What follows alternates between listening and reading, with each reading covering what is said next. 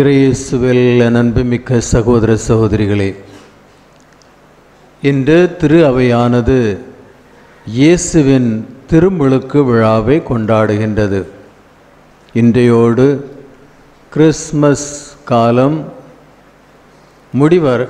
நிறைவுறுகிறது. நாளையிலிருந்து நாம் சாதாரண காலத்தில் நுழைகின்றோம். அந்த சாதாரண காலத்தில் கிறிஸ்மஸில் நாம் கொண்டாடிய அந்த இறை மீட்பரின் பிறந்த நாள், மீட்பர் ஏன் பிறந்தார், நம்மோடு ஒன்றித்திருந்து நமக்கு துணை புரிந்து தந்தையின் சித்தப்படி நம்முடைய வாழ்க்கையை மாற்றி அமைப்பதற்காகத்தான் இயேசு இந்த உலகத்தில் வந்தது.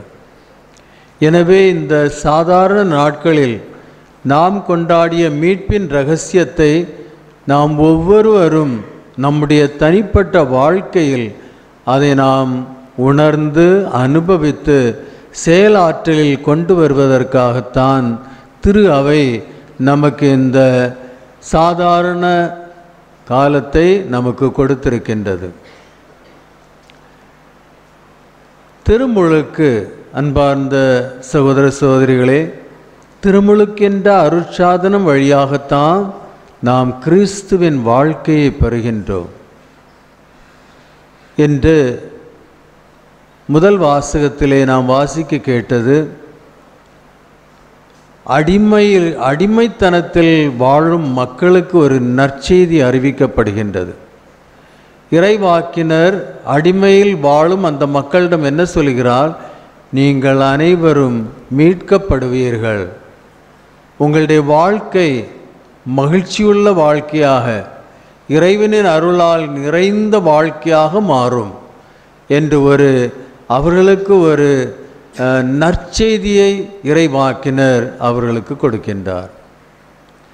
இன்றைய 2ஆம் வாசகத்திலே நாம் வாசிக்க கேட்டது, பவுலடியார் தீமோத்தேயுக்கு எழுதும்போது அவரிடம் சொல்வது, எப்படி அந்த திருமுழுக்கில் நீங்கள் அந்த இறைவனின் அருளை பெற்றீர்களோ அந்த அருளில் நிலைத்திருக்கவும், அந்த இறைவன் அருளில் எப்போதும் நிலைத்திருந்து அதன்படி வாழ்க்கை நடத்துவதற்காக பவுலடியார் தீமோத்தேயை அழைக்கின்றார். நற்செய்தியிலே நாம் இயேசுவின் திருமுழுக்கை பற்றி அறிந்தோம். இயேசுவுக்கு திருமுழுக்கு கிடைக்கின்றது. திருமுழுக்கு எதற்காக கொடுக்கப்படுகின்றது? இயேசு பெற்ற திருமுழுக்கு யோவானின் திருமுழுக்கு. நம்முடைய நிறைய மற்ற கிறிஸ்தவர்கள் என்ன நினைக்கின்றார்கள்? அவர்கள் சில salvation army, seventh day Adventist, அவர்கள் எல்லாம் திருமுழுக்கு எப்படி கொடுக்கிறார்கள்? முற்றிலும் மக்களை மூழ்கி, தண்ணீரில் மூழ்கி அப்படி தான் அவர்கள் திருமுழுக்கு கொடுப்பார்கள். ஆனால் கத்தோலிக்க திருச்சபையில் கொஞ்சம் தண்ணீரை அந்த பிள்ளையின் தலையிலோ அந்த திருமுழுக்கு எடுப்பவரின் தலையிலோ போட்டு, தந்தை மகன் தூய ஆவியரின் பெயராலே நான் உமக்கு திருமுழுக்கு கொடுக்கிறேன் என்று சொல்கிறோம். பிற கிறிஸ்தவர்கள் கத்தோலிக்கருடைய இந்த சடங்கை பற்றி அவர்கள் சொல்வார்கள், இயேசு முற்றிலும் யோர்தான் நதியில் திருமுழுக்கு யோவானுடைய முன்னிலையில் அவர் முற்றிலும் தண்ணீரில் மூழ்கி திருமுழுக்கு எடுத்தார். ஏன் இந்த கத்தோலிக்கர்கள் இப்படி கொஞ்சம் தண்ணீரை ஊற்றி அப்படி செய்கிறார்கள்? ஏன் அவர்கள் தண்ணீரில் முற்றிலும் முழுகாமல் இருக்கிறார்கள் என்று சிலர் கேள்வி கேட்பார்கள். ஆனால் அவர்கள் இதை அறியாமல் இருக்கின்றார்கள். யோவானுடைய திருமுழுக்கு பாவத்திற்கு பரிகாரமான ஒரு திருமுழுக்கு. யோவான் மக்களை தயார் செய்கிறார், ஆயத்தம் செய்கிறார். மீட்பரை எதிர்நோக்கி இருக்கும் அந்த மக்களை யோவான் தயார் செய்கிறார். அது திருமுழுக்கு பாவ பரிகாரத்திற்காக உள்ள ஒரு திருமுழுக்கு. அப்போ நம்ம நினைப்போம், இப்போ இயேசு கடவுளின் மகன், பாவம் மற்றவர், அவருக்கு அந்த திருமுழுக்கு தேவையா? ஏன் இயேசு அங்கே சென்று யர்தன் நதியில் பாவிகள் லைனில் இருக்கின்றார்கள், அவர்களில் ஒருவராக இருந்து யோவானிடமிருந்து அந்த பாவ மன்னிப்பு திருமுழுக்கை இயேசு ஏன் ஏற்றார் என்றும் சிலர் கேள்வி கேட்பார்கள். அதற்கு பதில் என்ன? இயேசுவுக்கு பாவ மன்னிப்பு தேவையில்லை. ஆனால் இயேசுவின் திருமுழுக்கு நமக்கு எதை வெளிப்படுத்துகிறது என்றால், இயேசு அந்த பாவிகளோடு ஒன்றித்து அவர் அந்த லைனில் நிற்கும்போது அவர் பாவ மன்னிப்புக்காக அங்கே நிற்கவில்லை, மாறாக அவர் அந்த மக்களோடு ஒன்றித்து, அதுதான் கிறிஸ்மஸின் முக்கிய நோக்கம். இறைவன் மனிதனோடு ஒன்றிக்கிறார். இம்மானுவேல், ஆண்டவர் நம்மோடு. அவர் அந்த பாவிகளோடு ஒன்றிணைந்து அவர்களோடு ஒருவராக மாறுகிறார். உண்மையிலே மனிதனாக மாறுகிறார். அதைத்தான் அது வெளிப்படுத்துகிறது. பிலிப்பியருக்கு எழுதிய திருமுகம் அதிகாரம் 2 நாம் என்ன படிக்கிறோம்? இயேசு தன் கடவுள் தன்மையை இழந்து நம்மை போல் ஒரு மனிதனாக இந்த உலகத்தில் பிறக்கிறார். ஆனால் பாவத்தை விட்டுவிட்டு நம்மை போல் எல்லாவற்றிலும் ஒரு மனிதனாக பிறக்கிறார். ஆனால் பாவத்தை தவிர ஒவ்வொரு மனிதனும் பாவியாக இருக்கின்றான். அந்த பாவியான மனிதனுக்கு மீட்பு தருவதற்காகத்தான் இயேசு இந்த உலகத்தில் மனிதனாக பிறந்தார். எனவே இயேசு அங்கே பாவ மன்னிப்புக்காக அல்ல, மாறாக அவர் நம்மோடு ஒன்றிக்கிறார். நம்முடைய தன்மையில் ஒன்றாக மாறுகிறார். நம்முடைய நிலைமையை ஏற்றுக்கொள்கிறார். அதை நாம் இன்று உணர வேண்டும். புனித அகஸ்தீனார் இன்னும் தெளிவாக சொல்வார். அவர் என்ன சொல்கிறார் என்றால், இயேசு திருமுழுக்கு யோவானிடமிருந்து திருமுழுக்கு பெற்றதன் ஒரே ஒரு நோக்கம், யர்தன் நதியினுடைய அந்த தண்ணீரை சுத்தமாக்குவதற்காக. அவர் அந்த தண்ணீரில் மூழ்கும்போது அந்த தண்ணீர் சுத்தமாக்கப்படுகிறது. அந்த தண்ணீரில் திருமுழுக்கு பெறும் ஒவ்வொருவரும் அந்த இறைவனின் தூய்மையாலும் இறைவனின் ஆவியாலும் நிரப்பப்பட்டவர்களாக மாறுகிறார்கள். அப்படி என்று என்று புனித அகுஸ்தீனார் நம்மிடம் சொல்கின்றார். இன்றைய திருமுழுக்கு, இயேசுவின் திருமுழுக்கு திருவிழா இன்னொரு கருத்தை நமக்கு எடுத்துரைக்கின்றது. அது என்னவென்றால், இது இயேசுவின் வெளிப்பாடு. முதலாக அவர் தன்னை எப்படி வெளிப்படுத்துகிறார்? தூதர் வழியாக இடையர்களுக்கு இயேசுவின் பிறப்பு வெளிப்படுத்தப்படுகிறது. இடையர்களுக்கு முதலாக வெளிப்படுத்தப்படுகிறது. இரண்டாவது, அந்த குடிலில், மாட்டு தொழுவத்தில், இயேசு பிறந்த இடத்தில் அந்த வெளிப்பாடு ஞானிகளுக்கு அந்த வெளிப்பாடு கொடுக்கப்படுகிறது. மூன்றாவது, எருசலேம் தேவாலயத்தில் சிமியோனுக்கு அந்த வெளிப்பாடு கொடுக்கப்படுகிறது. அதனால்தான் சிமியோன் சொல்வான், கடைசியாக நான் மீட்பரை கண்டேன், இதற்காக நான் இவ்வளவு நாள் வாழ்ந்திருந்தேன், இனி அமைதியோடு நான் இறப்பதற்கு தயாராக இருக்கின்றேன் என்று சொல்வார். எனவே அது மூன்றாவது, இறைவன் தன்னை சிமியோன் வழியாக வெளிப்படுத்துகிறார். இன்று திருமுழுக்கு, இயேசுவின் திருமுழுக்கின் போது இறைவன் இயேசுவை உலகத்திற்கு வெளிப்படுத்துகிறார். இறை தந்தை இயேசுவை உலகத்திற்கு வெளிப்படுத்துகிறார். அதனால்தான் இயேசுவின் திருமுழுக்கின் போது வானம் திறந்தது, அங்கிருந்து ஒரு தூய ஆவியார் அவர் மேல் இறங்கி வருகிறார். அங்கிருந்து ஒரு குரல் கேட்டது. அந்த குரல் என்ன சொல்கிறது? இந்த உலகத்திற்கு, இது என் அன்பார்ந்த மகன், இவரில் நான் பூரிப்படைகிறேன், மகிழ்ச்சி அடைகிறேன், இவர் சொல்வதை கேளுங்கள், லிசன் டு ஹிம். எனவே இயேசுவின் திருமுழுக்கு தந்தை ஆகிய கடவுள் தன் மகனை உலகத்திற்கு வெளிப்படுத்தும் ஒரு நிகழ்வாக இருக்கின்றது. தந்தை நம்மிடம் என்று சொல்கிறார், இதோ என் அன்பார்ந்த மகன், இவரில் நான் பூரிப்படைகிறேன், இவர் சொல்வதை கேளுங்கள் என்று தந்தை நம்மிடம் சொல்கிறார். எனவே அன்பார்ந்த சகோதர சகோதரிகளே, இன்றைய திருவிழா நமக்கு இறை தந்தை மீட்பராகிய தன் ஒரே மகனை நம் அனைவருக்கும் வெளிப்படுத்தும் ஒரு நிகழ்வாக இருக்கின்றது. நாம் அதை உணர்கின்றோமா? நாம் அந்த தந்தையின் சொல்லை கேட்கின்றோமா? நாம் அந்த தந்தையை அனுப்பிய அந்த மகனை, அந்த மீட்பரை நாம் முற்றிலும் ஏற்றுக்கொள்கிறோமா? இதைத்தான் நாம் இன்று திருமுழுக்கு, இயேசுவின் திருமுழுக்கு திருவிழாவின் போது நாம் சிந்திக்க வேண்டியது. ஏனென்றால் இன்றோடு கிறிஸ்மஸ் காலம் முடிவடைகிறது.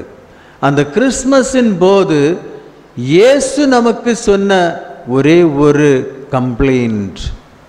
இயேசு என்ன சொல்கிறார்?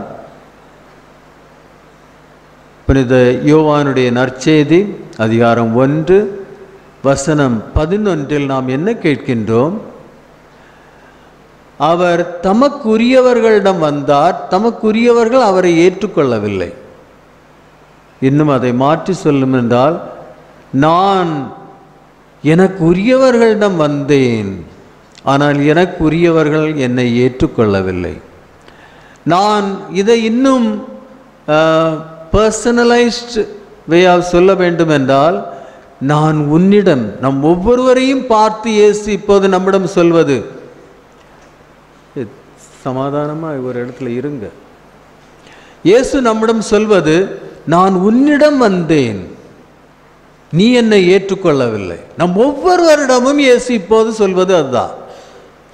தந்தை சொல்கிறார், இது என் அன்பார்ந்த மகன், இவரில் நான் மகிழ்ச்சி அடைகிறேன், இவர் சொல்வதை கேளுங்கள், இவரை ஏற்றுக்கொள்ளுங்கள், இவரை நான் உங்களுக்காக அனுப்பினேன், இவர் உங்களுடைய பாவ மன்னிப்புக்காக, உங்களுடைய மீட்புக்காக இந்த உலகத்தில் வந்திருக்கின்றார், இவரை ஏற்றுக்கொள்ளுங்கள் என்று தந்தை சொல்கிறார். ஆனால் நாம் அவரை ஏற்றுக்கொள்கிறோமா? இயேசு நம்மிடம் என்ன சொல்கிறார்? நான் உங்களிடம் வந்தேன், நீங்கள் எனக்கு உரியவர்கள், தந்தையின் சாயலில் படைக்கப்பட்டவர்கள், எனவே நீங்கள் எனக்கு உரியவர்கள். நான் எனக்கு உரியவர்களிடம் வந்தேன், ஆனால் எனக்கு உரியவர்கள் என்னை ஏற்றுக்கொள்ளவில்லை. அன்பார்ந்த சகோதர சகோதரிகளை, இன்று நாம் அனைவரும் இதை பற்றி சிந்திக்க வேண்டும். நீங்கள் அந்த கடவுளை கொண்டிருக்கின்றீர்களா? நீங்கள் சொல்லுவீங்க ஆமாம், ஆனால் நான் சொல்லேன் இல்லை.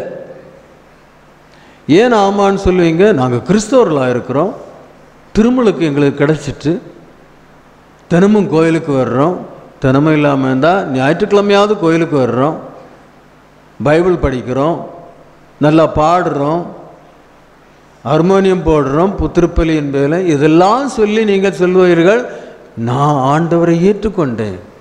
தவறு, இல்லவே இல்லை. நேர்மையோடு உங்கள் உள்ளத்தை நீங்கள் சிந்தித்து பாருங்கள். உண்மையிலே நீங்கள் அந்த இயேசுவை ஏற்றுக்கொண்டீர்களா?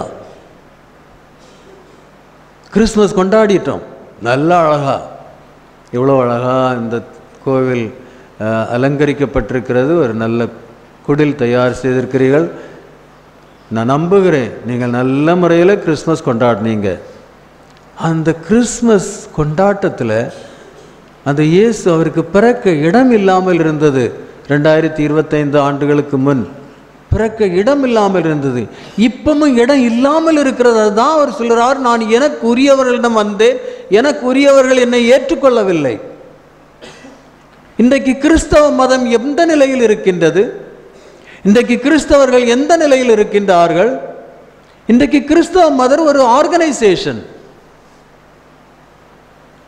நாங்கள் கிறிஸ்தவர்கள், நீங்கள் இந்துக்கள், நீங்கள் முஸ்லீம்கள், நீங்கள் பிற இனத்தார், நீங்கள் பிற கிறிஸ்தவர்கள், எப்படி ஒரு நிறுவனம், இப்படிப்பட்ட ஒரு ஆர்கனைசேஷனில் நாம் இருக்கிறோம். அதனால் நிறைய அதை அப்படி செய்யணும், இதை எப்படி செய்யணும். ஆனால் உண்மையிலே உங்கள் உள்ளத்தில் அந்த ஆண்டவர் இருக்கிறாரா? அந்த ஆண்டவரை ஏற்றுக்கொண்டீர்களா?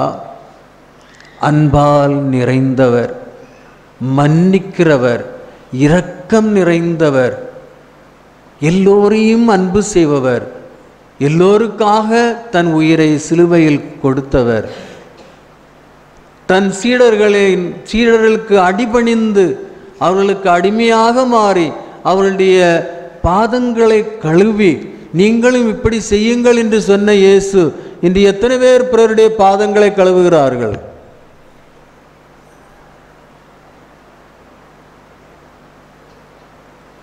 உண்மையிலே நாம் கிறிஸ்தவர்களா? அன்பார்ந்த சகோதர சகோதரிகளே, கிறிஸ்தவ வெளிப்படையாக நாம் நிறைய செய்கிறோம், அதில் ஒரு கருத்து மாற்றமும் இல்லை, அதெல்லாம் செய்கிறோம். ஆனால் உங்கள் உள்ளத்தை தொட்டு நேர்மையான மனதோடு அந்த ஆண்டவரை நோக்கி நீங்கள் கேட்டு பாருங்கள், உண்மையிலே நான் கடவுளுக்கு உரியவனாக இருக்கிறேனா? என்னுடைய வாழ்க்கை நெறிமுறைகள் கடவுளுக்கு பிரியமுள்ளதாக இருக்கிறதா? என்னுடைய உறவுகள் கடவுளுக்கு பிரியமுள்ளதாக இருக்கிறதா? என்னுடைய எண்ணங்கள் கடவுளுக்கு பிரியமுள்ளதாக இருக்கிறதா? டெய்லி என்னுடைய வாழ்க்கை நெறிமுறைகள் கடவுளுக்கு பிரியமுள்ளதாக இருக்கிறதா? அந்த கடவுள் என்னோடு இருக்க முடியுமா? நான் வாழ்கிற வாழ்க்கை, நான் எண்ணுகிற எண்ணங்கள், நான் போடுகிற திட்டங்கள், என்னுடைய உறவு முறைகள், பிறரை நான் எப்படி ஏற்றுக்கொள்கிறேன், எப்படி அவர்களிடம் செயல்படுகிறேன், இந்த முறைகளை எல்லாம் நீங்கள் சிந்தித்து பார்க்கும்போது உண்மையிலே அந்த ஆண்டவர் உங்களிடம் குடிகொள்ள முடியுமா? சற்று சிந்தியுங்கள். சில வேளைகள் இயேசு எருசலேம் தேவாலயத்தில் போகிறார், அங்கே பார்த்து அவர் அழுகிறார். மற்றவர்கள் என்ன சொல்கிறார்கள்? ஓ, எவ்வளோ அழகாக இருக்கு நம்முடைய ஆலயம், வர்ண கற்களால் பொறிக்கப்பட்டுள்ளது. அதையெல்லாம் பார்த்து அவர்கள் மகிழ்ச்சி அடைகிறார்கள். இவ்வளவு அழகான, இவ்வளவு தோற்றமுள்ள, இவ்வளவு மதிப்புள்ள, இவ்வளவு பெரிய 40 ஆண்டுகள் எடுத்து கட்டிய ஒரு பெரிய ஆலயம், அதை பற்றி மக்கள் மகிழ்கிறார்கள். இயேசு அதை பார்த்துவிட்டு என்ன செய்கிறார்? அழுகிறார். இயேசு அழுதார். ஏன் அழுதார்?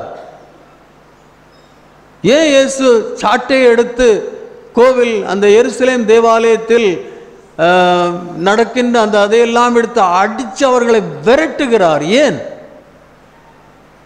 அவர்கள் ஏதாவது தவறு செய்தார்களா? இல்லை. அவர்கள் அங்கே செய்தது எல்லாம் பலிக்கு தேவையான செயல்களை செய்தார்கள். பலிக்கு தேவையான செயல்கள்.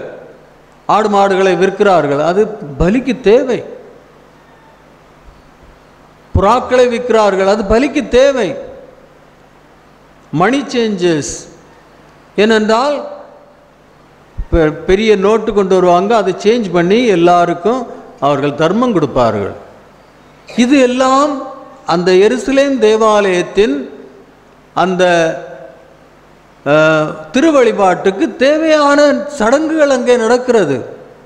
அப்படி இருந்த போதிலும் எருசலேம் தேவாலயத்தில் அங்கே அவர்களுடைய திருவழிபாடு முறைகளுக்கு ஏற்றவாறு தான் அங்கே எல்லாம் நடந்து கொண்டிருந்தது. ஆனால் நம்முடைய தேவாலயங்களில் சில நேரங்களில் பார்க்கும்போது பங்கு திருவிழா, எவ்வளவோ பேர் அங்கே பெரிய விற்பனைகள் இதெல்லாம் நடக்கும். ஆனால் எருசலேம் தேவாலயத்தில் அப்படி நடக்கலை. தேவாலயத்தில் வழிபடுவதற்கு தேவையான பொருட்கள் தான் அங்கே விற்கப்பட்டிருந்தது, வேற ஒன்றும் விற்கப்படவில்லை. இருந்தாலும் இயேசு அதை ஏற்றுக்கொள்ளவில்லை. ஏன் அன்பார்ந்த சகோதர சகோதரிகளே? ஏனென்றால் அவர் என்ன சொல்கிறார்? என்னுடைய தந்தையின் வீட்டை நீங்கள் ஒரு சந்தையாக மாற்றிவிட்டீர்கள், விற்பனை கூடமாக மாற்றிவிட்டீர்கள். அங்கே உண்மையான தொழுதல் அங்கே இல்லாமல் இருந்தது. அது ஒரு நிர்வாகமாக மாறிவிட்டது. அங்கே பிரதான ஆச்சாரியர்கள், ஸ்கிரைப்ஸ், பரிசேயர்கள், சதுசேயர்கள் எல்லாருக்கும் தனிப்பட்ட பங்குகள் உண்டு. அதை அவர்கள் நிறைவேற்றி கொண்டு பெரிய பெருமையுடனும் பெரும் மதிப்புடனும் அங்கே அவர்கள் நடத்துகிறார்கள். இயேசு அதை வெறுக்கிறார். அங்கே அன்பு இல்லை, அங்கே போட்டி, சச்சரவு, பெருமை, அதுதான் அங்கே நிறைந்திருந்தது. அதனால்தான் இயேசு அதை வெறுக்கிறார். இன்று நம்முடைய திருவழிபாடு முறைகள் எப்படி இருக்கின்றன? நாம் அன்போடு ஒன்றாயிருக்கின்றோமா? பிறரை ஏற்றுக்கொண்டு பிறரை மதித்து கொண்டு நாம் இருக்கின்றோமா? அல்லது பல அடிப்படைகளில் பிறரை வெறுத்து பிறரிடமிருந்து பிரிந்து அந்த முறையில் நாம் இருக்கும்போது அந்த இறைவனை நம்மால் வழிபட முடியாது. அன்பார்ந்த சகோதர சகோதரிகளை, வழிபடவே முடியாது. இந்த திருமுழுக்கு என்று நாம் கொண்டாடும் போது அந்த திருமுழுக்கானது இதிலிருந்தா எல்லாவற்றிலிருந்து நம்மை விடுபட்டு நாம் இறைவனோடு ஒன்றித்து அன்பிலும் ஒற்றுமையிலும் சமாதானத்திலும் நேர்மையிலும் பிறருக்கு உதவி புரிந்து பிறரை மதித்து பிறரோடு ஒன்றித்து ஒரு கூட்டொருங்கி இயக்க திரு அவையாக மாறி வாழ்வதற்காகத்தான் திருமுழுக்கு கொடுக்கப்படுகிறது. அதனால் தான் திருமுழுக்கு யோவான் என்ன சொல்கிறார்? மக்கள் திருமுழுக்கு யோவான் சொல்கிறார், நீர்தான் மெசியாவா? அங்கே திருமுழுக்கு யோவான் பேரும் புகழோடு இருந்திருக்கலாம், அவரும் அந்த நிர்வாகத்தில் ஒருவராக மாறியிருக்கலாம், அவருக்கு பேரும் புகழும் கிடைத்திருக்கும். ஆனால் அவர் என்ன சொல்கிறார்? மக்கள் ஏற்கனவே அவர்களை ஏற்றுக்கொள்கிறார்கள். நீர் மெசியாவா? நீர் பேசுவதை பார்க்கும்போது, உம்முடைய வாழ்க்கையை பார்க்கும்போது மெசியாவை போல் தோற்றமளிக்கின்றீர், நீர் மெசியா தானா? அவர் சொல்லியிருக்கலாம். ஆனால் அவர் என்ன சொல்கிறார்? நான் மெசியா அல்ல, என் பின்னால் ஒருவர் வருகிறார், அவருடைய மிதியடிகளின் வாரை கிளற்றுவதற்கு கூட என்னிடம் தகுதி இல்லை என்று சொல்கிறார். அவர் என்னை விட மேலானவர், அவர் உயர வேண்டும், நான் தாழ வேண்டும், நான் அவருக்கு வழி தயார் செய்யதான் நான் வந்திருக்கின்றேன் என்று திருமுழுக்கு யோவான் சொல்கிறார். இன்று திருமுழுக்கு யோவான் இயேசுவுக்கு திருமுழுக்கு கொடுக்கின்ற அந்த திருமுழுக்கு யோவான் பணிந்து அடிபணிந்து தாழ்மையோடு இங்கே இருக்கின்றார். அதனால்தான் அவர் இறைவனுக்கு ஏற்புடையவராக மாறுகின்றார். இன்று நாம் திருமுழுக்கு பெற்ற நாம் ஒவ்வொருவரும் யோவானை போன்ற ஒரு மனநிலை பெற்றவர்களாக மாற வேண்டும். அப்போதுதான் அங்கே ஒரு கூட்டொருங்கிய நம்பிக்கையாளர்களுடைய சமூகம் அங்கே நமக்கு கிடைக்கும். எனவே இந்த திருமுழுக்கு திருவிழாவை கொண்டாடும் போது நாம் நம்முடைய திருமுழுக்கை பற்றி நாம் சிந்திக்க வேண்டும். நாம் ஒவ்வொருவருக்கும் திருமுழுக்கு கிடைக்கப்பட்டிருக்கிறது.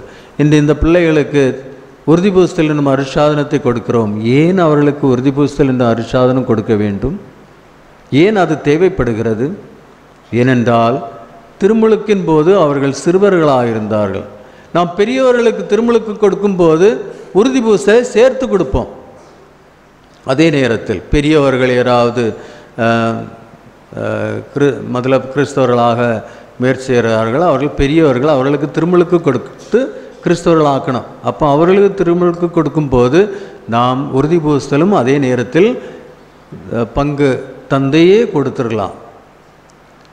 அப்படிப்பட்ட ஒரு முறை ஏன் இந்த பிள்ளைகளுக்கு இவ்வளவு வருடங்களுக்கு பிறகு உறுதிபூசல் என்னும் அருட்சாதனம் கொடுக்கிறோம்? திருமுழுக்கு என்ற அருட்சாதனம் பெறும்போது அவர்கள் சிறுவராக இருந்தார்கள், ஒன்றும் அறியாதவர்களாக இருந்தார்கள்.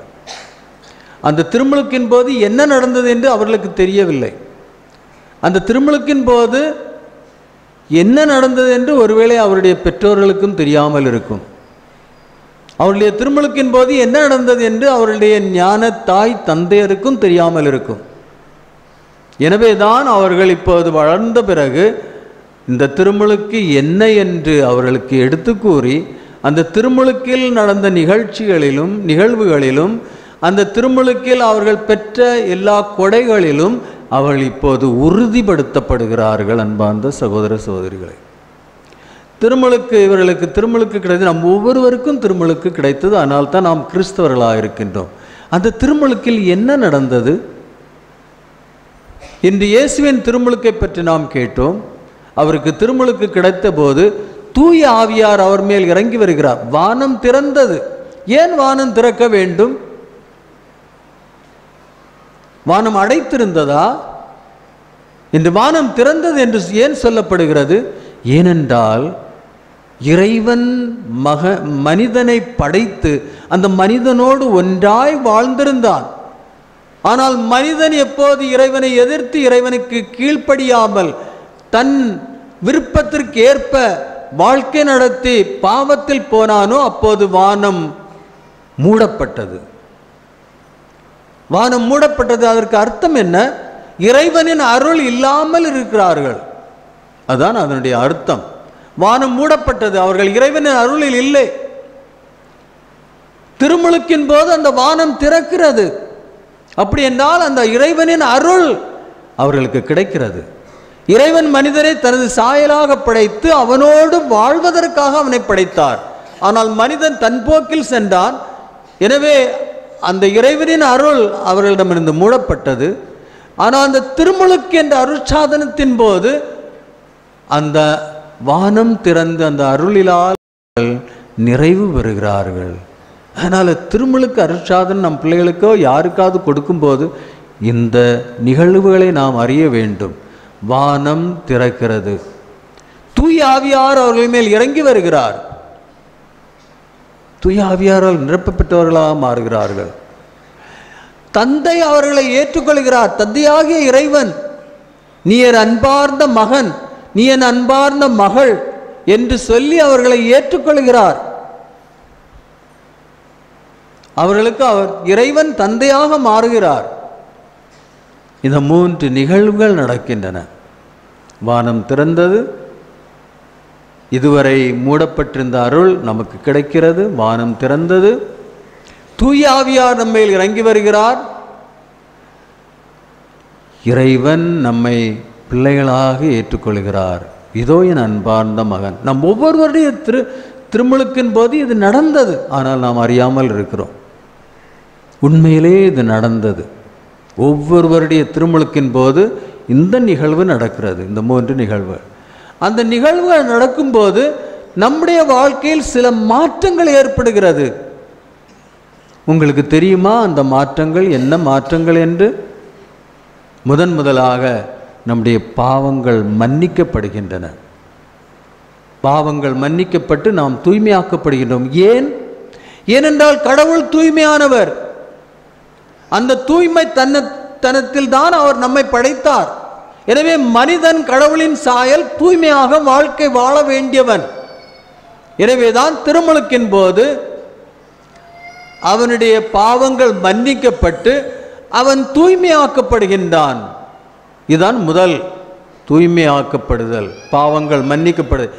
எல்லா பாவங்களும் மன்னிக்கப்படுகின்றன. இரண்டாவது, அவனுக்கு கடவுளை தந்தை என்று அழைக்கும் உரிமை கிடைக்கிறது. தந்தை என்று கடவுளின் பிள்ளையாக மாறுகின்றான். திருமுழுக்கு என்ற அருட்சாதன வழியாக ஒவ்வொருவரும் கடவுளின் பிள்ளைகளாக மாறுகிறார்கள். கடவுளை தந்தை என்று அழைக்கும் உரிமை கிடைக்கிறது. இது 2வது மாற்றம். 3வது, தூய ஆவியார் அவரிடம் இறங்கி வந்து குடிகொள்கிறார். தூய ஆவியார் நம்மிடம் குடிகொள்கிறார். ஒரு கிறிஸ்தவன் யார்? ஒரு கிறிஸ்தவன் தூய ஆவியாரால் நிரப்பப்பெற்று தூய ஆவியாரால் செயல்படுபவன் தான் கிறிஸ்தவன். மற்றவர்கள் கிறிஸ்தவர்கள் அல்ல. பேரளவில் தான் கிறிஸ்தவர்கள்,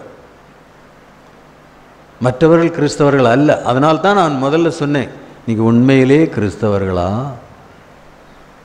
தூய ஆவியாரால் நிறைவு பெற்று தூய ஆவியாரால் செயல்படுபவன் மட்டும்தான் கிறிஸ்தவன். அதனால்தான் திருத்தந்தை பிரான்சிஸ் தெளிவாக சொல்கிறார், எனக்கு கிறிஸ்தவர்கள் வேண்டாம். அவர் சவுத் அமெரிக்காவிலிருந்து வந்தவர், போனோஸ் ஐரஸ் அர்ஜென்டினாவிலிருந்து வந்தவர். அங்கே எல்லாரும் கிறிஸ்தவர்கள், அவருடைய பெயரெல்லாம் கிறிஸ்தவ பெயர்கள். ஆனால் அவருடைய வாழ்க்கையில் அந்த கிறிஸ்தவ தன்மையை பார்க்க முடியாது. அதனால்தான் திருத்தந்தை தெளிவாக சொல்ல, எனக்கு கிறிஸ்தவர்கள் வேண்டாம், அவர்கள் பேரளவில் கிறிஸ்தவர்கள், கிறிஸ்துவினுடைய நற்செய்தி அவருடைய வாழ்க்கையில் பார்க்க முடியாது. ஆனால் எனக்கு சீடர்கள் தேவை என்று திருத்தந்தை பிரான்சிஸ் சொல்கிறார். சீடர்கள் தேவை. ஒரு சீடன் யார்? குருவின் பாதத்தில் இருந்து குரு சொல்வதை கேட்டு அதன்படி தன்னுடைய வாழ்க்கையை மாற்றி செயல்படுபவன் தான் சீடன். எனவே திருத்தந்தை சொல்றது, எனக்கு கிறிஸ்தவர்கள் வேண்டாம், சீடர்கள் வேணும். எப்படிப்பட்ட சீடர்கள்? மிஷனரி சீடர்கள். ஏனென்றால் இந்த சீடத்துவத்தின் வழியாக குருவின் சொற்களை கேட்டு அதன்படி தன்னை மாற்றிக்கொண்டு குருவை போன்று செயல்பட்டு அந்த அனுபவத்தை பிறருக்கு பகிர்ந்து கொடுப்பவன் தான் மிஷனரி சீடர். திருமுழுக்கு பெற்ற ஒவ்வொரு கிறிஸ்தவனும் மிஷனரி சீடனாக இருக்க வேண்டும். எப்போது அவன் மிஷனரி சீடனாக இல்லையோ அவன் கிறிஸ்தவன் இல்லை.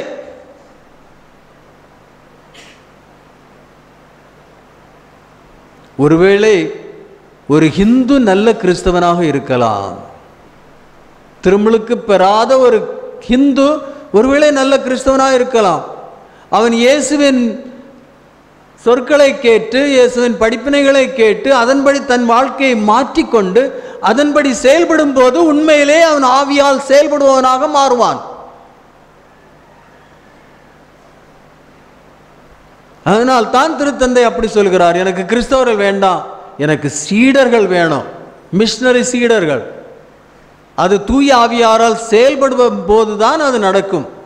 நாம் தூய ஆவியாரால் நிரப்பப்பட்டு அவரால் செயல்படும் போதுதான் மிஷனரி சீடர் அல்லது கிறிஸ்தவ ஆக மாற முடியும். அது மூன்றாவது. நான்காவது, திருச்சபையின் உறுப்பினர்கள். திருச்சபை உறுப்பினர்கள்னா பேப்டிசம் ரெஜிஸ்டரில் நம்பர் பேரெல்லாம் எழுதி ஒரு மெம்பர் ஆகிட்டோம், அதல்ல. திருச்சபைன்னா என்ன? திருச்சபைனா இறை இயேசுவின் உடல். Church is the mystical body of Christ. அது இயேசுவின் உடல். திருமுழுக்கு வழியாக இயேசுவின் உடலின் உறுப்பினர்களாக மாறுகிறோம். இவ்வளவு மேன்மையான பாக்கியம். இயேசுவின் உடலின் உறுப்பினர்கள் நாம். அதை பற்றி பவுலடியார் தன்னுடைய திருமுகங்களில் தெளிவாக எடுத்து சொல்வார். திருச்சபை என்பது ஒரு உடல், அந்த உடலின் உறுப்பினர்கள் நாம். திருமுழுக்கு பெற்ற ஒரு கிறிஸ்தவன் இயேசுவின் உடலின் உறுப்பினர். பாருங்க எவ்வளோ இது. திருச்சபை என்பது இயேசுவின் உடல். அதுதான் திருமுழுக்கு என்ற அருட்சாதனம் நமக்கு கொடுப்பது. எனவே இந்த 4 மாற்றங்கள் திருமுழுக்கு வழியாக நம்மிடம் ஏற்படுகிறது. முதல் தூய்மையாக்கப்படுதல், தூய்மையான வாழ்க்கை.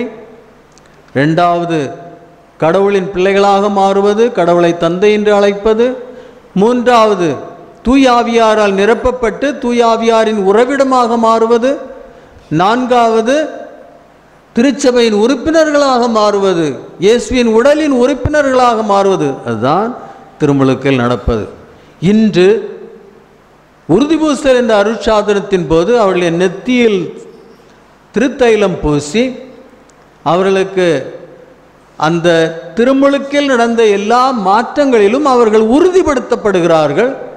இயேசுவின் உண்மையான சீடர்களாக மாற்றப்படுகிறார்கள்.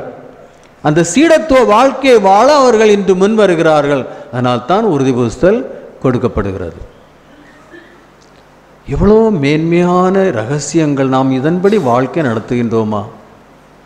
நாம் ஏதோ சில வெளிப்பாடுகளில் வெளி சடங்குகளிலும் வெளி நிர்வாகங்களின் அதிலும் நாம் நம்மை இழந்து அலங்கோல நிலையாக ஒரு கிறிஸ்தவனாக இருக்கிறோம்.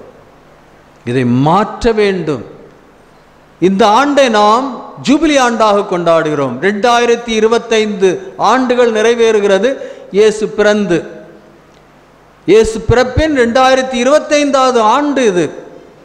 இது ஜூபிலி ஆண்டாக நமக்கு கொடுக்கப்படுகிறது. இந்த ஜூபிலி ஆண்டின் மைய கருத்தாக எதிர்நோக்கின் திருப்பயணிகள். நாம் எல்லோரும் எதிர்நோக்கின் திருப்பயணிகளாக இருக்கிறோம். உண்மையிலே நாம் எதிர்நோக்கின் திருப்பயணிகளா?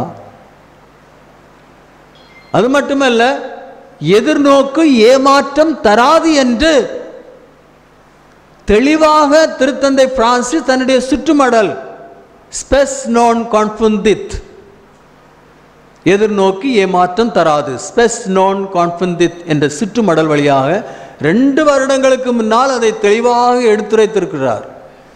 நான் என்னுடைய நியூஸ் லெட்டரில் அந்த நாள் அது இந்த சுற்றுமடல் வெளியில் வந்ததும் அதை படித்து அதனுடைய சுருக்கத்தை நான் என்னுடைய நியூஸ் லெட்டரில் நான் கொடுத்திருக்கிறேன். எத்தனை பேர் படித்திருப்பாங்க?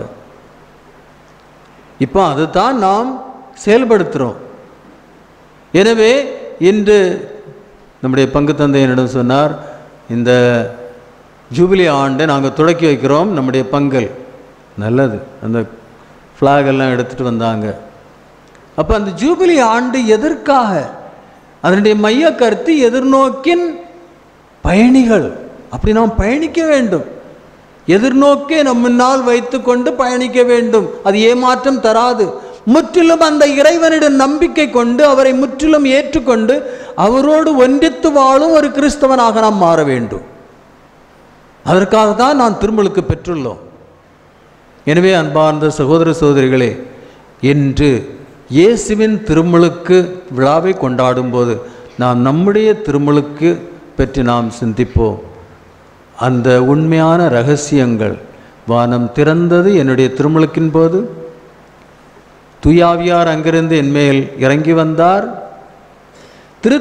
தந்தை கடவுள் என்னை பார்த்து இது என் அன்பார்ந்த மகன் என்று என்னை சொன்னார். அப்போது என்னுடைய வாழ்க்கை தொடங்குகிறது. மனித வாழ்க்கையிலிருந்து நான் விடுபட்டு உயிர்த்த இயேசுவின் வாழ்க்கை எனக்கு கிடைக்கிறது திருமுழுக்கு என்ற அருட்சாதனத்தின் போது. தாயின் வயிற்றிலிருந்து இந்த உலகத்தில் பிறக்கும் போது ஒரு மனிதனாக பிறக்கின்றேன்.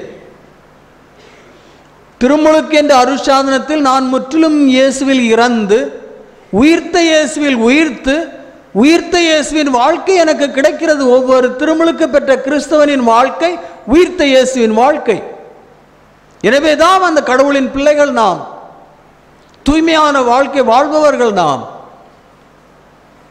தூய ஆவியாரால் நிரப்ப பெற்று தூய ஆவியாரால் செயல்படுபவர்கள் நாம், இயேசுவின் உடலின் உறுப்பினர்கள் நாம். எவ்வளவோ மேன்மையான பாக்கியம் இது. அதை உணர்கின்றோமா? அதை அறிந்திருக்கின்றோமா? அதன்படி செயல்பட நாம் முயற்சிக்கின்றோமா? எனவே இந்த திருமுழுக்கின்ற திருவிழாவை கொண்டாடும் போது நாம் இயேசுவிடம் சொல்வோம். இந்த திருப்பலியின் போது அவர் நம்மிடம் வருவார்.